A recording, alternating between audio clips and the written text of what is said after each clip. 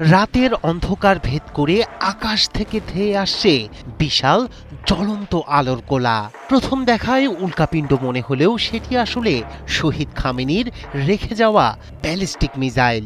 মুহূর্তেই সেই মিসাইলের আগুন বৃষ্টির মতো নেমে আসছে ইসরায়েলের মাটিতে। ইসরায়েলের আকাশ আর নেতানিয়াহুর নিয়ন্ত্রণের মালিকানা যেন শহীদ আয়াতুল্লাহ খামেনির। আঘাতেই একের পর এক বিস্ফোরণে কেঁপে উঠছে গুরুত্বপূর্ণ শহর ও সামরিক স্থাপনা। ধোঁয়া, আগুন আর আতঙ্কে অচল জনজীবন। ঠিক কতটা ক্ষয়ক্ষতি, কত প্রাণহানি তা স্পষ্ট নয়। জানা যাচ্ছে ইসরায়েল ক্ষয়ক্ষতির খবর প্রকাশেও জারি করেছে কড়াকড়ি। কিন্তু ইরানের মিসাইলের সামনে ভেঙে পড়েছে সব বাধার দেয়াল। লক্ষ্যবস্তু হয়েছে খোদ ইসরায়েলি প্রধানমন্ত্রীর কার্যালয়। হতাহত ও সম্পদহানির প্রকৃত তথ্য আড়াল করছে বেনিয়ামিন নেতানিয়াহু প্রশাসন। শুধু ইসরায়েলের আকাশেই এখন আগুনের ঝলকানি নয়, এই আগুন দাবানলের মতো ছড়িয়ে পড়েছে মধ্যপ্রাচ্যে। তোমার থেকে এই ওয়ালটেনই ভালো। 75% পর্যন্ত বিদ্যুৎ সেভ করে। ওয়ালটন তোমার থেকেও ভালো, কোনো নয়েজ করে না। ওয়ালটন সাইড বাই সাইড ফ্রিজে আছে নেক্সট লেভেলের এমএসও প্লাস ইনভার্টার কম্প্রেসর, যা আবহাওয়া বুঝে নিঃশব্দে কুলিং স্পিড নির্ধারণ করে 75% পর্যন্ত বিদ্যুৎ সাশ্রয় করে।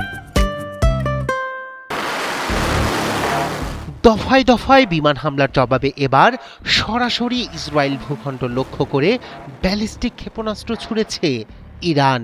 তেহরান থেকে ছোড়া একযোগে কয়েক ডজন মিসাইল ছুটে গেছে তেল আবিব সহ পুরো ইসরায়েলের উত্তর ও দক্ষিণাঞ্চলের দিকে।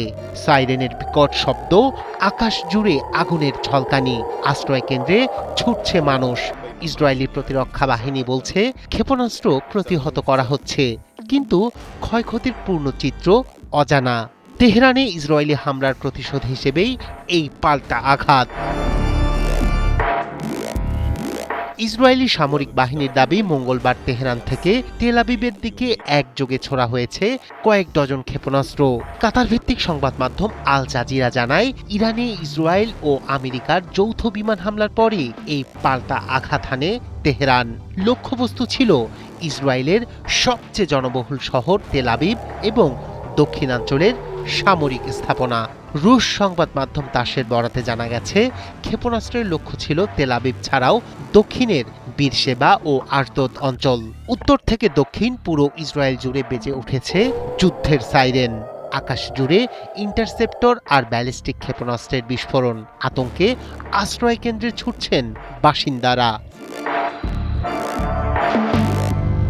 ইরান থেকে ছোড়া ক্ষেপণাস্ত্র শনাক্ত এবং সেগুলো প্রতিহত করতে ব্যাপক চাপের মুখে ইসরায়েলের গর্বের আকাশ প্রতিরক্ষা ব্যবস্থা আয়রন ডোম।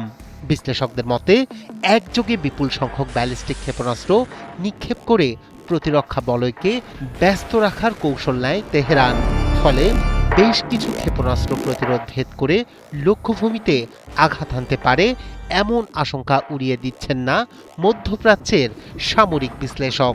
এর আগে তেহরানে রাষ্ট্রীয় সম্প্রচার মাধ্যমের ভবন এবং এভিন কারাগারে ইসরায়েলি বিমান হামলার খবর আসে।